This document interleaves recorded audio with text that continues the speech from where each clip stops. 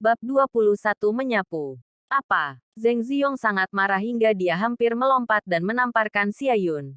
Tetapi dia tidak berani.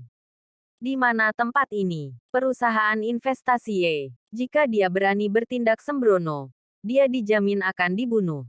Dia berhasil mengeluarkan senyuman.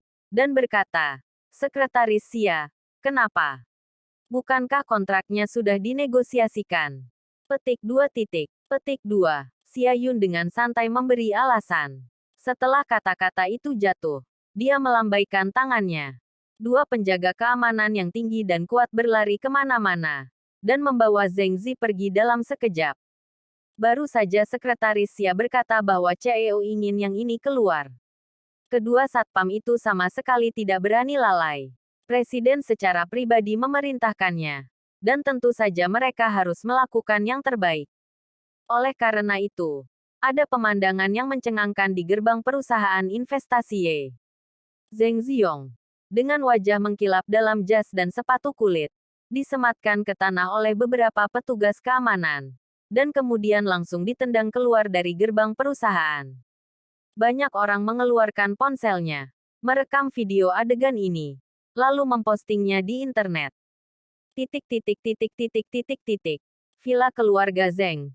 Zheng Ziong melaporkan bersama Tuan Zheng dengan sedih. Tuan Zheng, dengan wajah tenang, memegang secangkir longjing berkualitas tinggi. Tetapi sebelum dia bisa meminumnya, dia menyemprot Zheng Ziong ke seluruh wajahnya dengan, puff. Apa yang baru saja Anda katakan? Setelah batuk-batuk hebat beberapa kali, wajah Tuan Zheng terlihat tidak percaya. Zheng Zi malu. Dengan ingus dan air mata. Kakek. Perusahaan investasi Ye terlalu jauh. Tidak apa-apa jika mereka tidak mau bekerja sama dengan kami. Mereka masih membiarkan saya pergi. Tuan Zheng mengerutkan kening. Dan berkata dengan suara yang dalam. Belum, apakah kontraknya sudah dinegosiasikan sebelumnya? Mengapa? Mengapa Anda berubah pikiran untuk sementara hari ini? Zheng Zi memutar matanya dan berkata, Kakek, mungkinkah kontrak ini palsu? Dan perusahaan investasi Ye tidak memiliki niat untuk bekerja sama dengan kami sama sekali. Zheng Maner yang membuat masalah. Petik 2. Anda menelepon Zheng Maner di sini dan melihat bagaimana dia menjelaskannya. Mungkin itu kontrak palsu. Petik 2. Saya pikir Zheng Maner merasa tidak nyaman karena rencananya diambil. Jadi dia sengaja membuat kontrak palsu untuk membuat kami jijik. Zheng Zi berkata dengan pandangan melihat melalui kebenaran. Ya pasti seperti ini. Tidak ada kemungkinan lain. Petik 2. Ya, seharusnya seperti ini. Pak Tua. Akan jelas jika Anda memanggilnya kembali. Petik 2. Beraninya kamu membuat kontrak palsu. Aibkan keluarga Zheng kami. Sekelompok anggota keluarga Zheng bergema keras. Zheng Maner ini terlalu banyak. Dengan investasi 300 juta. Berapa banyak orang yang bisa menjadi baik diberi makan? Beraninya dia menggunakan kontrak palsu untuk membodohi orang. Sialan dia. Orang tua dari keluarga Zheng tidak memiliki ekspresi di wajahnya. Dia mengeluarkan kontrak yang dibatalkan dan melihatnya beberapa saat sebelum berkata dengan dingin, biarkan Tang Ling memanggil kedua orang itu bersama-sama. Jika Anda tidak memberikan alasan yang masuk akal penjelasan hari ini, biarkan mereka pergi bersama. Keluar dari keluarga Zheng. Banyak anggota keluarga Zheng saling memandang dan mengangguk berulang kali. Ini adalah hal yang baik. Tanpa keluarga Zheng Maner, mereka dapat berbagi banyak harta di masa depan. Mereka berharap keluarga Zheng Maner dapat keluar dari rumah Zheng secepat mungkin. Perusahaan investasi Ye Hao meluangkan waktu untuk datang ke perusahaan hari ini dan menemukan situasi dasar perusahaan. Ini awalnya adalah perusahaan investasi murni. Tetapi presiden sebelumnya melakukan banyak investasi yang tidak berguna. Dan semuanya kehilangan uang. Akibatnya, perusahaan sebenarnya dikelola dengan agak buruk.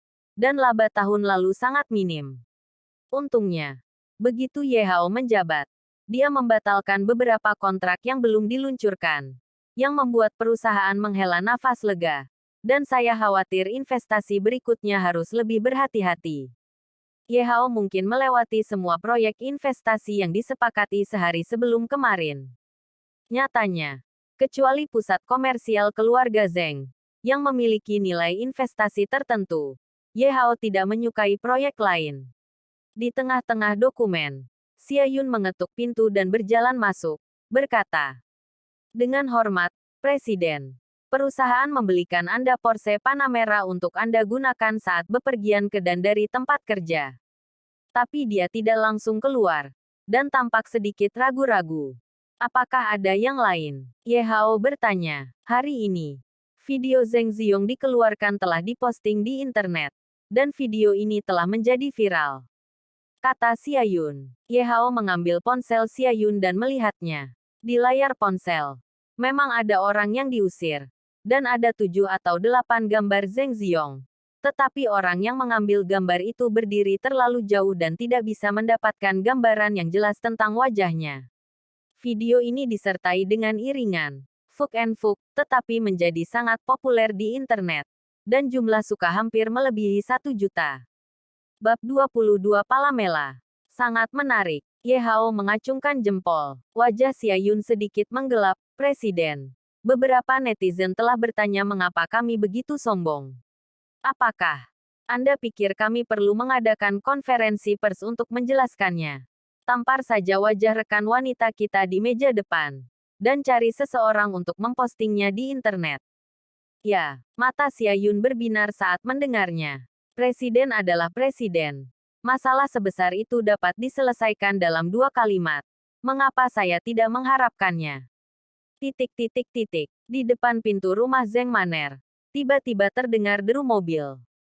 Tang Ling menoleh tanpa sadar, dan kemudian seluruh tubuhnya terkejut. Seorang eksekutif baru diperpanjang Porsche Panamera berhenti di pintu masuk villa. Yang lebih mengejutkan Tang Ling adalah bahwa bahkan jika orang yang keluar dari mobil berubah menjadi abu, Tang Ling mengenalnya. Karena dia adalah menantu laki-lakinya yang tidak berguna. Menantu yang tidak berharga. Ye Hao. Bukannya Tang Ling belum pernah melihat Porsche, dan Zeng Maner memilikinya. Tapi dia adalah versi entry level, dan harganya hanya sekitar 700.000 yuan.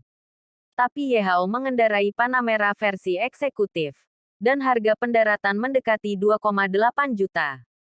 Mobil Zeng Maner hanyalah sebagian kecil dari mobil ini. Meskipun keluarga Zeng memiliki karir yang hebat, bagaimanapun juga itu adalah keluarga kelas 2. Sangat sulit bagi anggota keluarga Zeng untuk menghabiskan begitu banyak uang sekaligus untuk membeli mobil seperti itu. Mobil ini bisa dibilang sebagai mobil impian Tang Ling. Jadi ketika menantunya yang tidak berguna keluar dari mobil, dia tidak bisa bereaksi sama sekali.